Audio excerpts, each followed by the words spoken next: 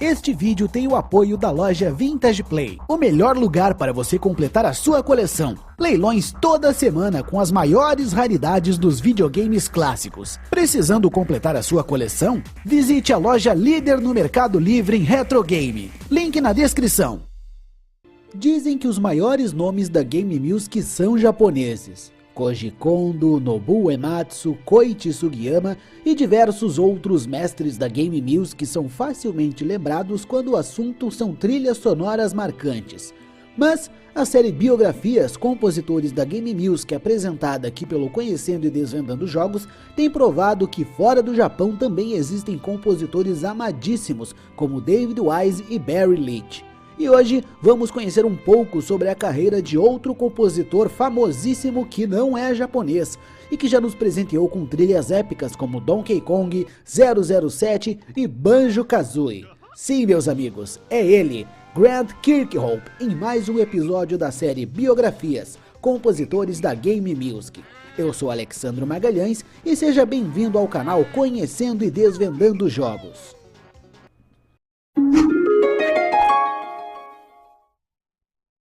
Grant Kirkhope nasceu no dia 10 de julho de 1962 em Edimburgo, capital da Escócia, mas viveu por lá por apenas 5 anos, período em que sua mãe trabalhou como dançarina. Após esta passagem pela Escócia, sua família se mudou para Knaresborough, na Inglaterra. Enquanto assistia às apresentações de dança da mãe, o jovem Grant acompanhava o pai, que estava sempre ouvindo Frank Sinatra e Glenn Miller. Como já ficou claro, a música e a arte o acompanharam desde cedo. Com toda essa bagagem logo na infância, ele já começa a tocar trompete com a ajuda dos pais e aos 11 anos aprendeu sozinho a tocar violão. Provando ter muito talento para coisa, ele entrou no conceituado Royal Northern College of Music, um dos principais conservatórios do mundo, em Manchester, onde se formou em trompete clássico. Ao longo da sua juventude, ele continuou estudando música e participou de diversos grupos e bandas, muitas delas de heavy metal, onde ele também pôde evoluir na guitarra, outro instrumento que hoje em dia domina muito bem. Mas seu maior destaque é a banda de jazz The Zoots and the Roots, onde ele trabalhou com o famoso saxofonista Snake Davis. Outros grupos em que Grant tocou se chamavam Sire e Mine Axe, em que ele fez amizade com Robin Binland, que trabalhava como compositor em uma empresa chamada Hardware, que criava jogos de videogame. Depois que saiu destas bandas, o músico se viu parado e desempregado, até que seu amigo Binland resolveu lhe dar a deixa para uma possível entrada no ramo da Game Music. Mas para isso, Grant teve de insistir. Ele enviou 5 fitas demo diferentes para a Hardware e nas primeiras 4 tentativas ele foi completamente ignorado. E quando estava quase desistindo e aceitando uma vaga oferecida por outra empresa, ele teve uma resposta positiva da Harry, que lhe concedeu um contrato imediato. Em 1996, ele conseguiu garantir a sua vaga como compositor oficial na empresa, começando sua carreira no arcade Killer Instinct, onde ele mostrou suas habilidades na guitarra e no trompete, já que a placa sonora do jogo permitia a reprodução real dos instrumentos.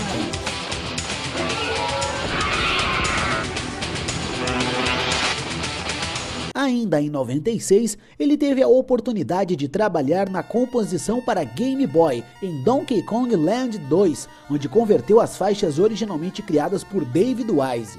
Assim como muitos compositores, Grant passou alguns bocados criando músicas para o portátil, mas conseguiu recriar as trilhas de Wise de uma forma agradável e convincente. Em 97 saiu um de seus trabalhos mais lembrados, GoldenEye 007 para o Nintendo 64, onde ele contou com a parceria de Graeme Norgate para criar boa parte das faixas. Grant conta que precisou ouvir diversas vezes a trilha sonora original do filme para poder criar as faixas na mesma ambientação, já que a única música original que eles poderiam utilizar seria o tema do James Bond.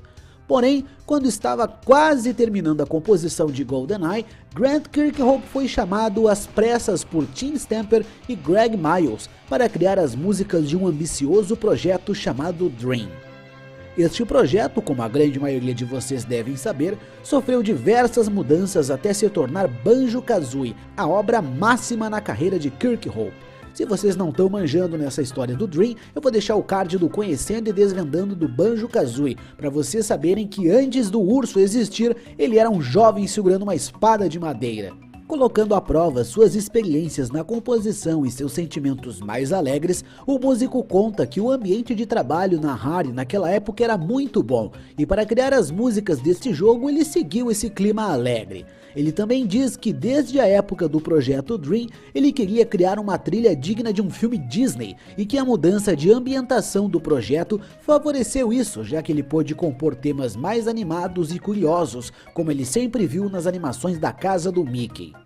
Por conta da trilha sonora de Banjo-Kazooie, Grant Kirkhope se tornou mais um nome famoso entre os funcionários não só da Rare, mas da Nintendo, que lhe concedeu uma carta de elogio pela trilha. Nos anos seguintes, ainda como funcionário da Rare, Grant trabalhou na composição para Donkey Kong 64, onde pôde utilizar algumas músicas descartadas de Banjo-Kazooie. Ele também trabalhou em Perfect Dark e Dinosaur Planet, que depois se tornou Star Fox Adventures no GameCube, e o segundo jogo do Urso e a Pássara, Banjo-Tooie. Na era da Rare na Microsoft, ele compôs para Grabbed by the Ghoulies, Viva Pinata e o criticado Banjo-Kazooie Nuts and Bolts, que apesar de não ser um jogo tão amado pelos fãs, tem uma trilha sonora animada nos mesmos moldes dos jogos do 64. Mas pouco tempo após Nuts and Bolts, Grant acabou saindo da Rare para se focar como freelancer e assim trabalhar em diversos outros projetos. Alguns destaques vão para Kingdoms of Amalur e Ninja Gaiden Z no Xbox 360 e o remake de Castle of Illusion em 2013, onde ele recriou as músicas de Shigenori Kamiya, mas com aquele clima épico Disney que ele tanto curte, e o famoso Yooka-Laylee, a continuação espiritual de Banjo-Kazooie, que foi bancada pelos fãs em uma campanha de financiamento coletivo, onde ele trabalhou ao lado de David Wise e Steve Burke, criando faixas que caíram no gosto dos jogadores, talvez até mais que o jogo em si. Seus últimos trabalhos nas plataformas atuais são as composições de A Hat in Time, onde ele é o compositor convidado, Tangled Deep, Dungeon Crawler ao estilo 16 bits, que também lembra os MMOs do começo dos anos 2000, e o mais notável, Mario Plus Rabbids Kingdom Battle para o Nintendo Switch, onde ele foi cordialmente convidado pela Ubisoft para criar todas as músicas, incluindo as da DLC Donkey Kong Adventure.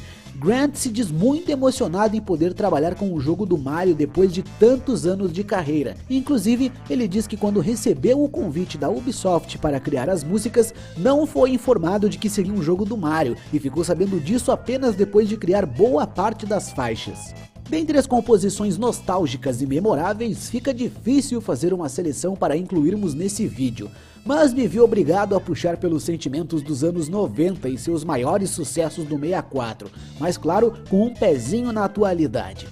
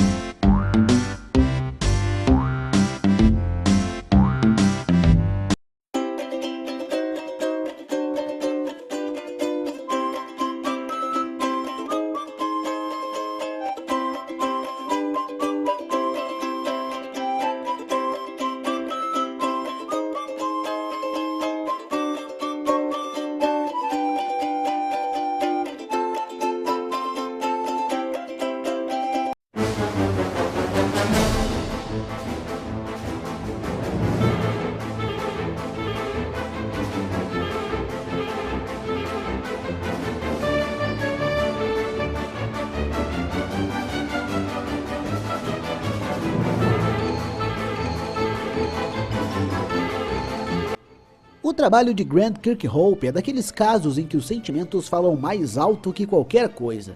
Assim como David Wise e suas melodias tocantes de Donkey Kong Country, o que Grant fez na era 64 e até mesmo em jogos mais recentes é levado com carinho e respeito por todos aqueles que jogaram estes títulos.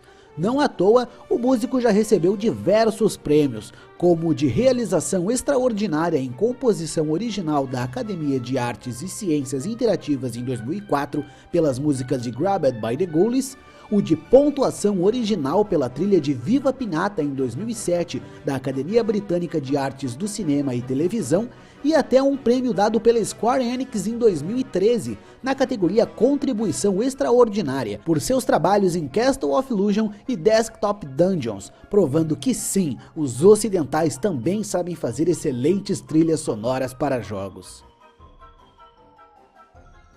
E quais músicas de Grant Kirkhope você mais curte? Comenta aí pra gente e não esqueça de deixar o seu like e se inscrever se não for inscrito. E assista aos episódios anteriores dessa série para conhecer a vida e obra de outros grandes nomes da Game Music. Eu tinha dado uma paradinha nessa série porque infelizmente ela não estava tendo um bom engajamento no canal, mas se vocês colaborarem eu prometo continuar com ela muito em breve, já trazendo outro compositor que eu tô muito afim de pesquisar, Masato Nakamura, o compositor de Sonic. Um abraço para todos e até mais!